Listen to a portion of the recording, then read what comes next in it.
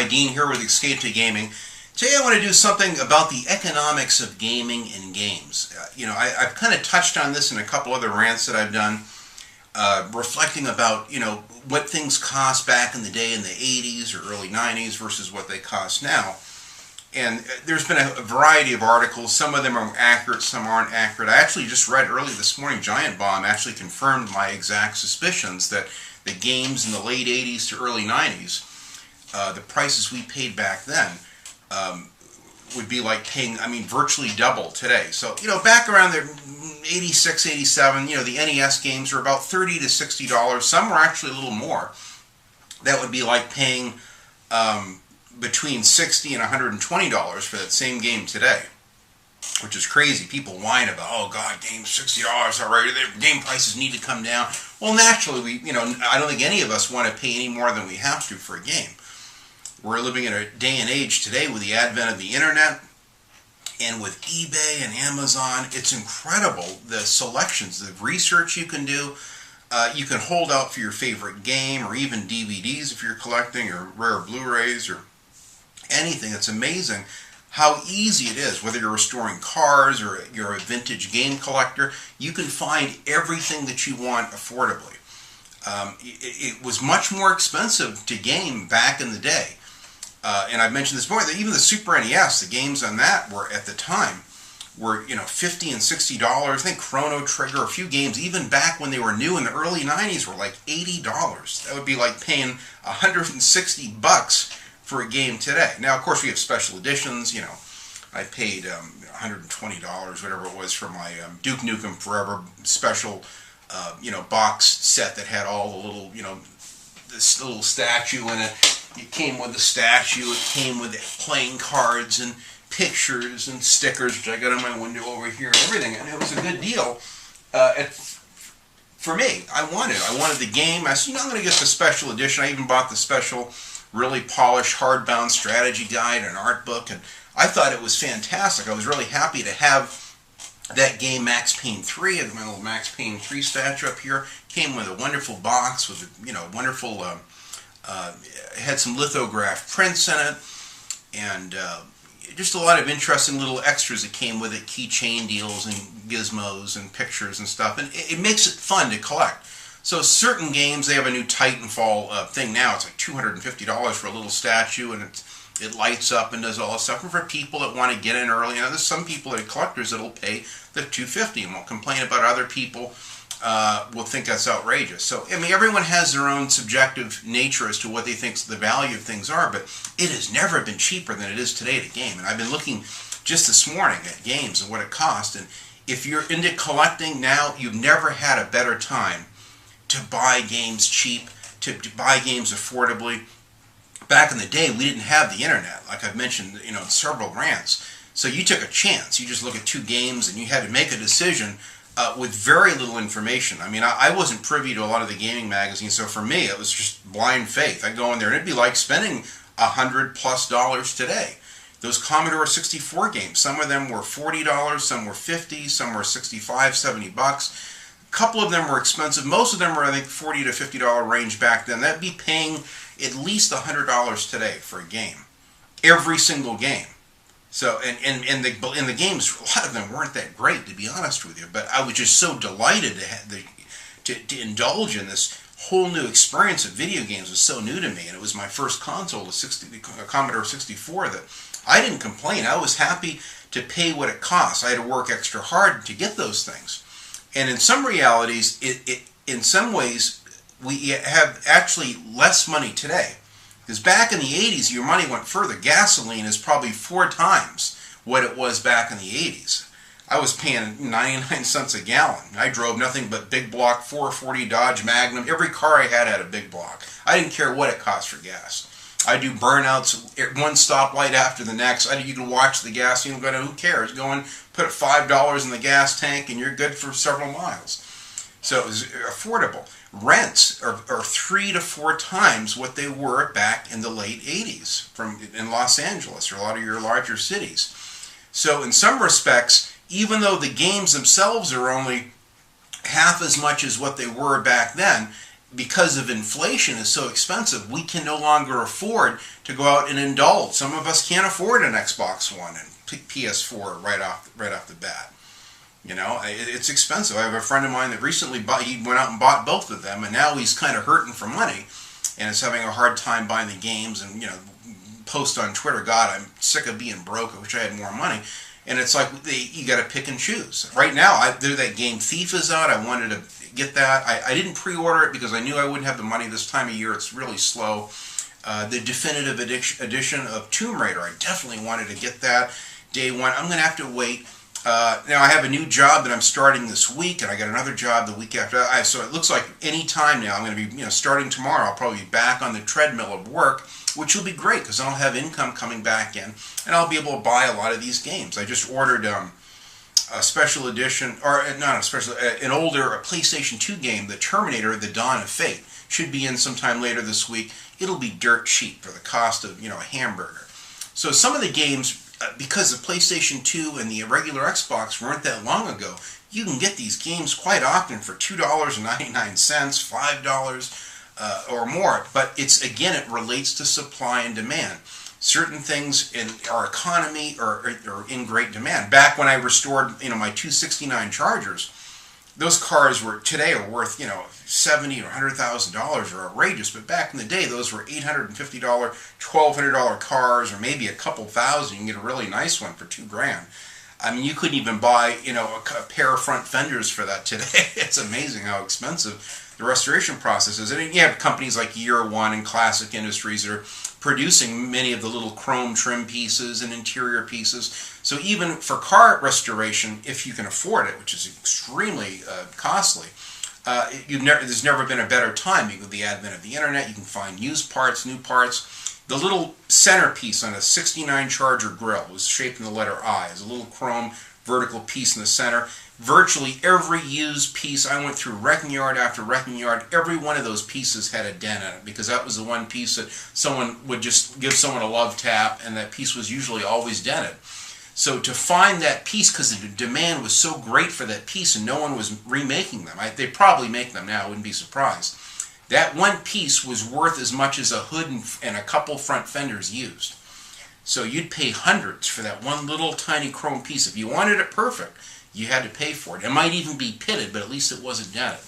And I remember that was the one piece I never could replace. So I took a little hammer and lovingly kind of hammered mine back out to where it was relatively straight and it looked fine. But I wouldn't pay hundreds of dollars for that little piece. But back then, and I've mentioned this quote before, I love Hemingway, and a lot of his books and quotes are fantastic. My favorite is that he would quite often say he was really big in hunting. And he said, pheasant hunting is sometimes worth whatever you have to pay for it. And it's an interesting quote, because quite often the things you really want in life, you just have to kind of, suck it up and bend over and pay for it. I'm never thrilled about it, but it costs what it costs. For the things that you want the most in life, you pay a little more for it. You go out to a nice restaurant sometimes. You could go out and make the same meal yourself for a fraction of the cost, but you're paying for the experience. You're being there at the time and place. You want to have a good time. You look the other way and you spend $100 and something for a nice dinner when you kind of bought groceries for the whole week for that. So sometimes we pay for our pleasure and things that we want, and it's the same thing with games. Back in the day, like I said, we didn't have a trade-in program, so where you were stuck with the games. Thank God if you happen to have a friend that was reasonable and might do a trade with you on a game, but otherwise you bought it, you're stuck with it. You sell it for 10 cents on the dollar at a yard sale if you're lucky.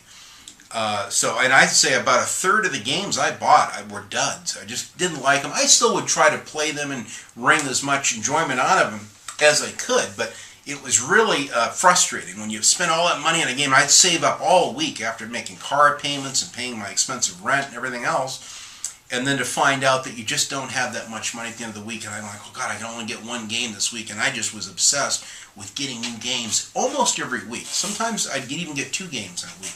If I had a good week, I got some overtime in. So it was expensive. You like paying $100, $120 for a game today. Can you imagine? And people just whine and complain. Amazingly, I'm surprised that we haven't seen an increase with the next-gen consoles with these, PlayStation 4 games, I'm surprised they aren't $70 or $75. And I thought for sure, so you watch, they're going to use this opportunity and they're going to raise the price. But amazingly, they haven't, and the prices are quite affordable on the new games, which is fine. But I think that that they're compensating in other ways. And at first I didn't realize this, and it kind of crept up on me, and I thought about this recently, is that, yeah, we're still paying $60 for games, years and years later. When we went to the advent of the PlayStation 3 and then into the Xbox 360, the games went from the $50, and the N64 and the PlayStation 2 and the regular Xbox, games were $50 for years and years. And that was expensive. That would be like, probably paying $80 for a game now. If you compare it back to like 2000, 2001, something like that. A game that was $50, and might be paying, $75, $85 today for the same game. So games have never been cheaper. But, we're still paying $60, but yet they're getting more of our money for the game. The reason why is because of the DLC. And quite often, as we know, they're factoring the DLC into these games early on. I pre-ordered, where the hell is it? If I have it here somewhere.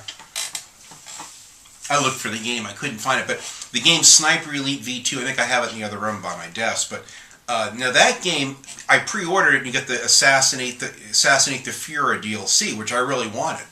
So the games I really like, I'll pre-order because I like getting that extra little incentive. I like that extra level, or maybe you unlock a special weapon early on in the game or something like that. And then later, I ended up buying the DLC for that game piece by piece. They came up with a couple other levels, and I had to wonder. I said, I wonder if this was already designed early on in the game. It seemed to fit so well with the story and the character and what was going on. You couldn't help but wonder if it was kind of engineered early on in the game. And I think that a lot of game developers, Square Enix is famous for this. I've spent a small fortune for Sleeping Dogs and the DLC for that. And it's good, and I would do it again. I have had fun with the DLC. I didn't buy all the DLC for Sleeping Dogs, but the things that interested me, some of the missions and the extra levels and the extra accessories and things that you get, I saw the value in it, so for me it worked. A lot of people whine about the microtransactions, and the Dead Space 3 was just ridden with them, or the new Rise game for the Xbox One, it was filled with them, or the new Forza 5 for the Xbox One also has a lot of built-in microtransactions. Even Gran Turismo 6, I mean, you can spend quite a bit of money for some of these sim cars if you want them bad enough. And believe me, I've spent a small fortune for Forza 4 and Forza Horizon for those extra season passes and DLC. To me, I don't mind doing it, but that's how they're getting us with the money. So in reality, I mean, who knows what Forza 4 and Forza Horizon, I've spent hundreds for those games, hundreds, in extra DLC. If you add up everything it costs, believe me, that Turn 10 Studios has got their money out of me, or whoever Microsoft, whoever developed those games, have made out pretty well. So it kind of evens out in the wash. I mean, again, I don't have a qualms with some of the microtransactions. I just seen a little too much of it in some games. They kind of dangle these things over your head. Oh, you want it, you'll pay for it. I mean, again, naturally, none of us want to have to spend more money than we have to. This new Rambo game is, $39.99. I think it's already out on the PC, but it's going to be coming out on the PlayStation 3. I was going to get it for the Xbox 360. It looks like it's only coming out. GameStop said, no, we only have it for the PlayStation 3. So, I don't know. It is what it is. I'll pay the $40 for that game. Now, I could wait. You know that's going to be a bargain bin game you'll get for $20 or less in probably a few months. But it comes with a little statue that's kind of a little Rambo statue. I say, I'll get it. It'd be kind of fun. I'll have it on my shelf here. I'll pay that $40. So maybe the statue to me is worth like $10. So in reality, I'm getting the game for $30 with a little $10 statuette or whatever. It's kind of like the new Xbox One. The Kinect comes free with. No, you're paying the $100 for the Kinect. Believe me. You're paying $60 more for the new, Sony camera eye or whatever the hell it is, the same Kinect type deal that Sony has. If you want it, it's, I think, $60 more. They were going to include it as well. So, but thank God they didn't and made it an option. And that's one of the big selling points for me in getting a new PlayStation 4 was having that option. I like options.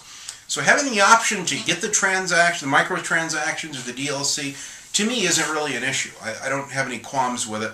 It's a little heavy with some of the games. I feel that if it's already on the disc, that you should pay one price. I'd rather have them, to be honest, be up front. Look, here's here's a game, we have a regular edition or we have the special edition for $15 more for 75 bucks, but it comes with 5 extra DLC packs, and the whole deal.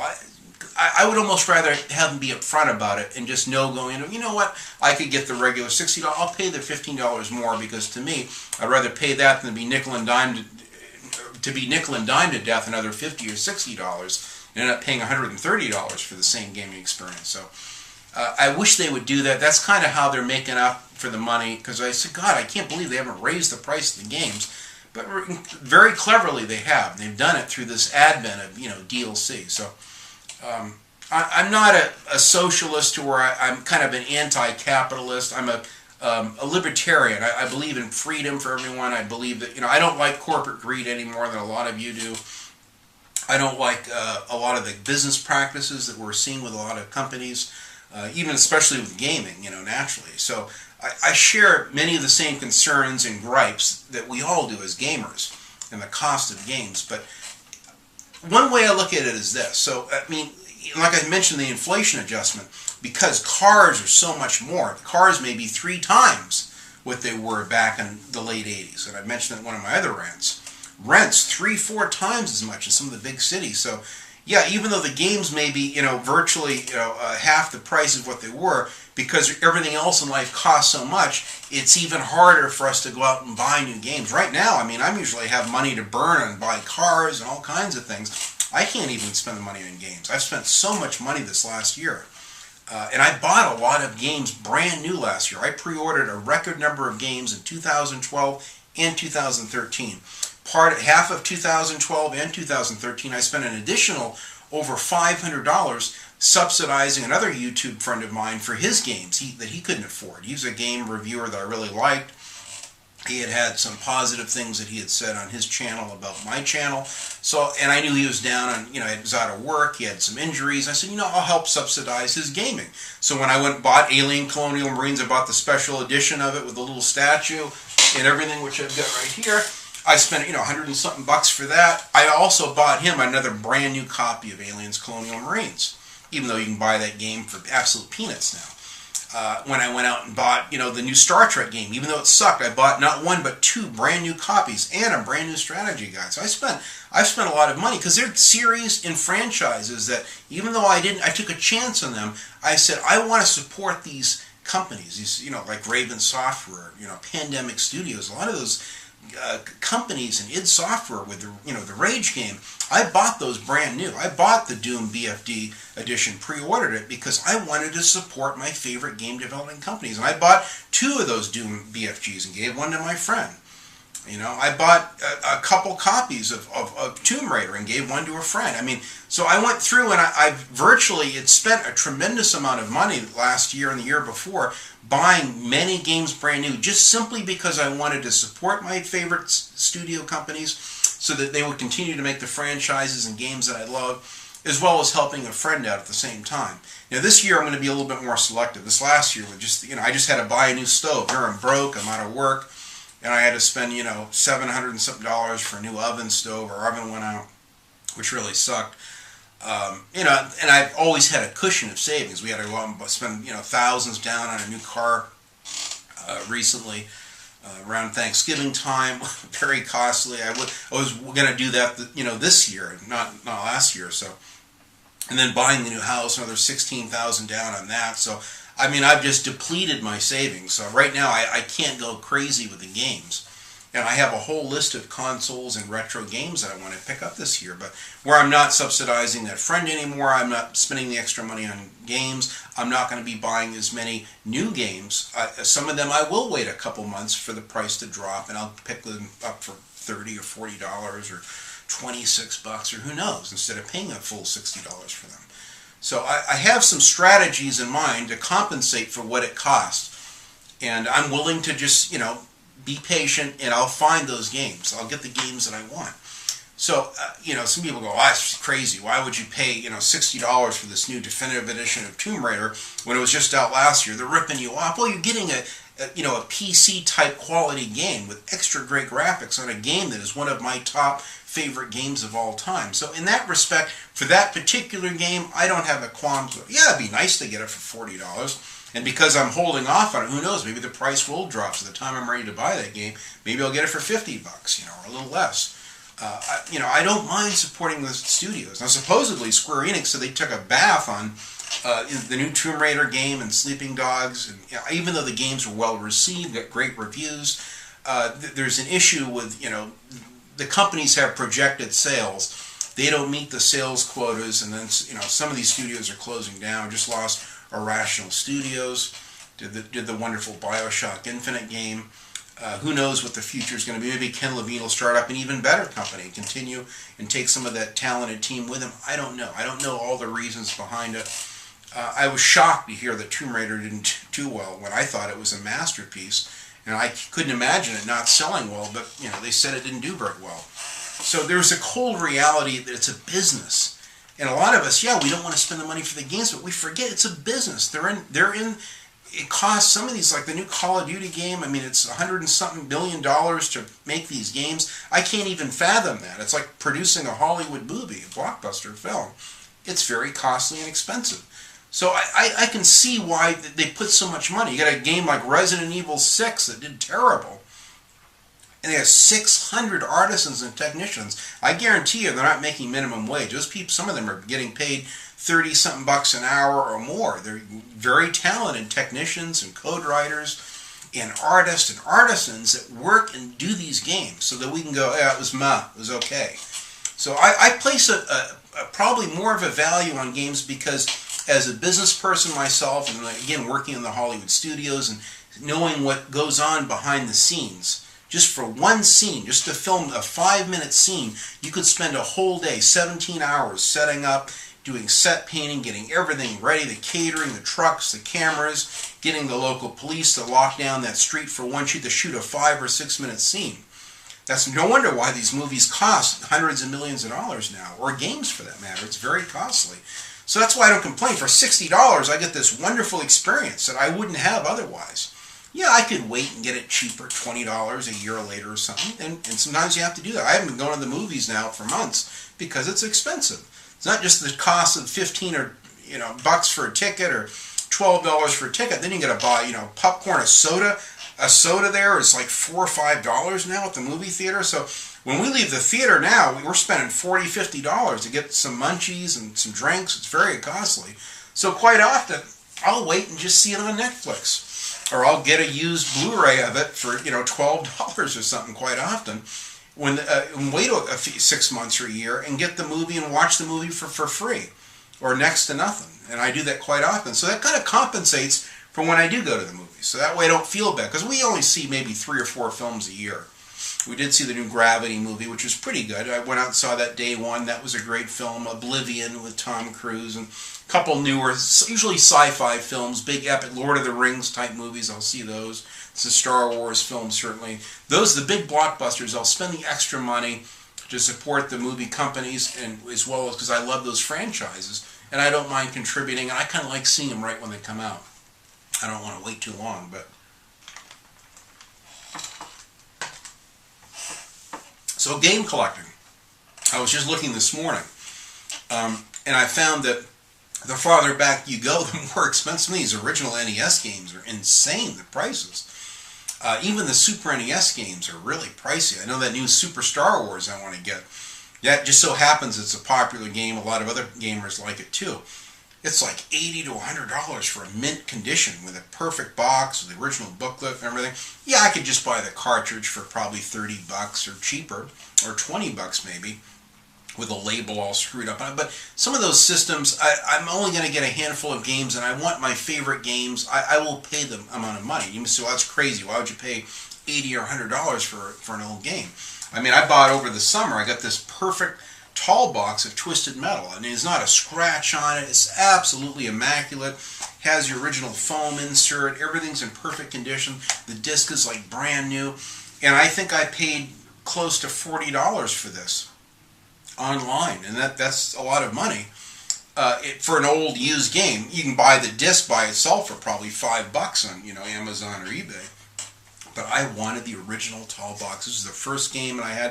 It has special sentimental value for me, and I was willing to spend the extra money for this. Most of the PlayStation 2 games I have here, I got for $3 to $5. Very cheap. But Driver 3 was one of my favorites, is in demand. And I asked, I said, why is this $20 when all the other games are $3 and $5? He goes, well, because we base it on demand. There's a big demand for Driver 3. It was real popular. People are having a harder time finding this, so I spent $20 for the Driver 3 because I wanted it. I barely played it, but it was one of my favorite games back in the day for my PS2. I definitely loved the game, and to me it was worth the $20 because I get so many other games for $3 and $5. Kind of offsets the price. Area 51. This one was expensive. I paid $25 for this. An absolutely mint copy condition. The box, the booklet, everything in it is complete. It's a wonderful, perfect copy of it. It's a unique game. It was one of the cooler games on the PlayStation 2. It's in demand, so you're going to spend more money. It's supply and demand. It's it's the nature of the age we live in. Sub Rebellion. This I've wanted for the longest time. I spent over $30 for this game at my mom and pop store when all the other games right adjacent to it were $3 to $5. And I asked them about this one specifically, and they go, this game is in demand, it's hard to come across. They didn't make very many of them. That's why you're going to spend more money for it. It's an awesome game. I had a blast playing this over the summer. Really a unique game, by the way. Sniper Elite, the first one. I love Sniper Elite V2 so much for the Xbox 360. I took a chance on this, and man, this is even harder than Sniper Elite V2. This game I spent like $25 for as well. I paid top dollar for this because I wanted it, and it's in demand. It's a very challenging game. People that love World War II shooters can't get enough of it. This game's tougher than a cheapsteak. I had a blast playing this over the summer.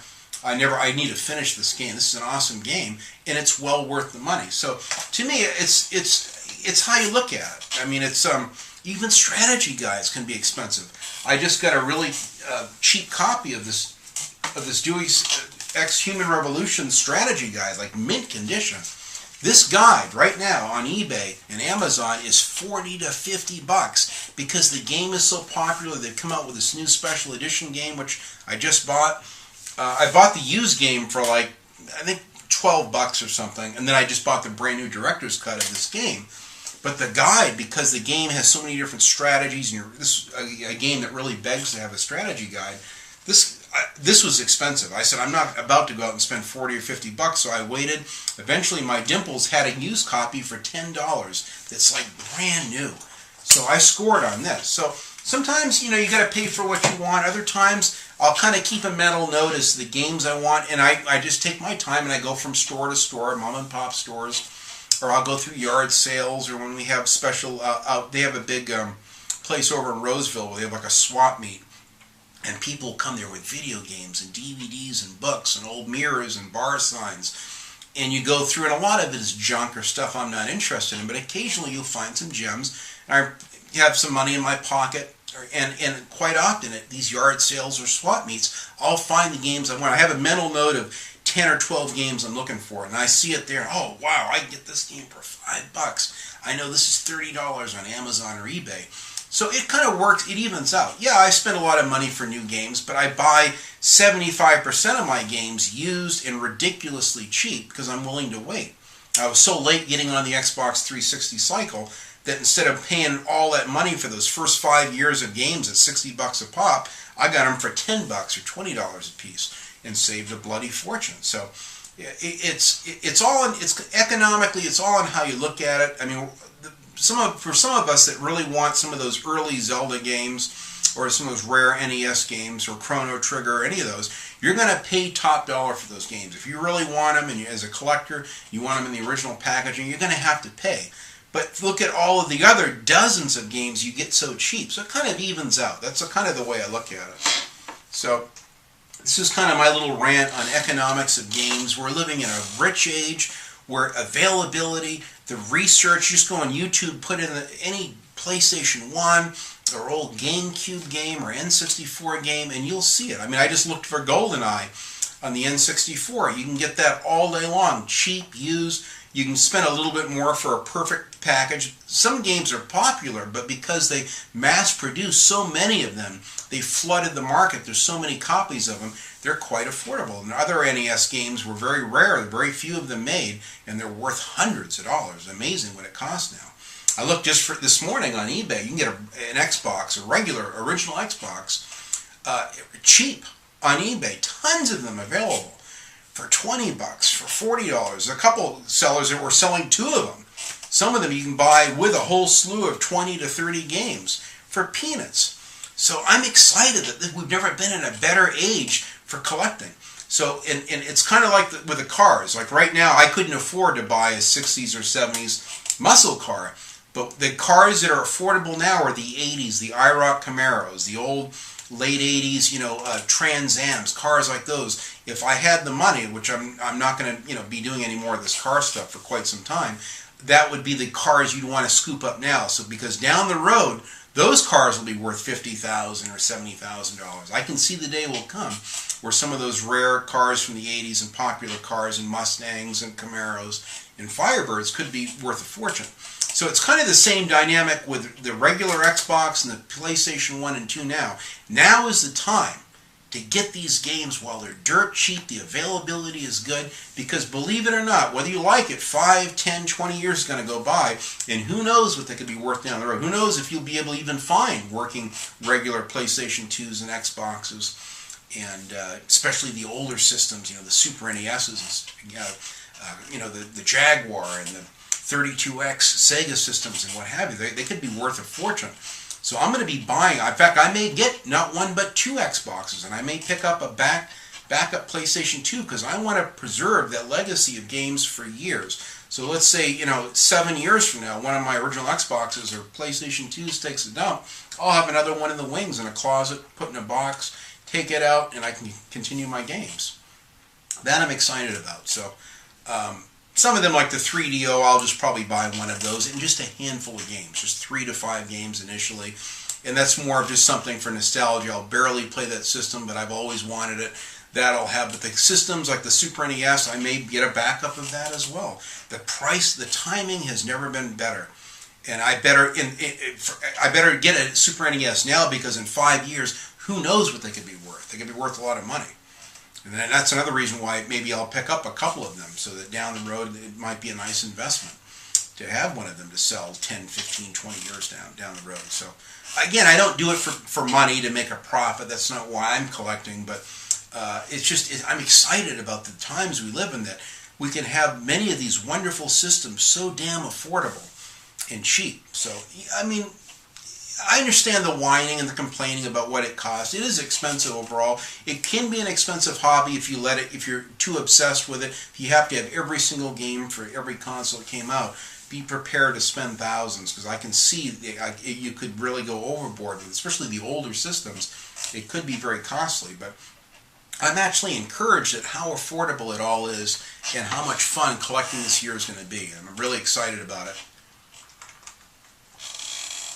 I'm going to get a couple more PlayStation 1 tall boxes, just a couple more. Original Road Rash, for instance. Probably the original Need for Speed game as well. And that's it. That'll be the rest of my tall boxes. I'll get a handful of another probably 10 or 12 PlayStation 1 games that I've got on my list. I have a list of about 10 or 12 regular Xbox games I'll get right off the bat. Most of the ones I'm looking at are quite affordable. Now, my Land of the Dead Road to Fiddler's Green, which my little Roseville mom and pop store has 2 of them right now for $20 for that game. Most of the regular original Xbox games are $5 or $10.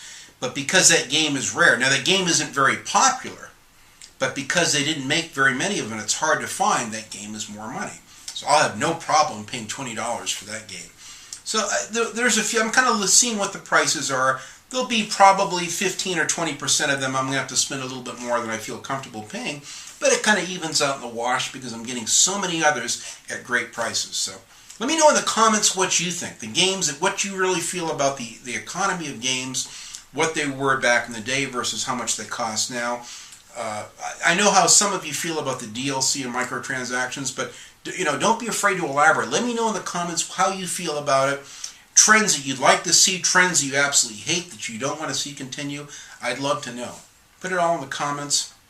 And I love reading everything that you guys put in the comments, your recommendations, your personal points of view. I really appreciate it, and I take a lot of it to heart, and it gives me a lot of food for thought for myself, and it's been helping me with my own collecting and my own viewpoint towards games. So I enjoy the gaming community and what it has to offer. So always feel free to leave your 2 cents. I really do value your input. And, speaking about the value of games, I think that the value of input within the gaming community has a value for me. I appreciate the gaming reviews. I appreciate my good friends that do their pickup videos. I've enjoyed so many of them lately, and it's like, wow, I didn't even know about the game. Or, man, I forgot all about that game. I can't wait to that. I'm going to add that to my list. And I see their pickup videos, and then I take that and I'll type in that name into YouTube, and there'll be a bunch of gameplay videos and reviews comes up, and it's exciting. I love the process. So that's the best part of it for me, is I think we're living in a renaissance of gaming. Yeah, the gaming companies, we're hitting some hard times. We're losing so many wonderful studios, and that's very disheartening to me personally. But on the flip side, it's never been cheaper. Honest to God, it really is an amazing time we live in for availability, for research. You can get everything you want delivered to your house affordably. If you can swing it, now's the time to get into this, collect for the regular PlayStation 1, 2, and Xbox, Nintendo 64, because those systems and games, I can see them going up in price 5 to 10 years from now. So now's the ideal time to get into this. So this year is going to be my big year for collecting. Like I said, for what an Xbox One costs, I can probably get all my old retro systems and get a good head start on some of those games. So thanks for watching, guys. Leave your comments. I'd love to hear your input. I appreciate the time you take to watch these videos and add your 2 cents and enjoy those games. That's really what it's all about.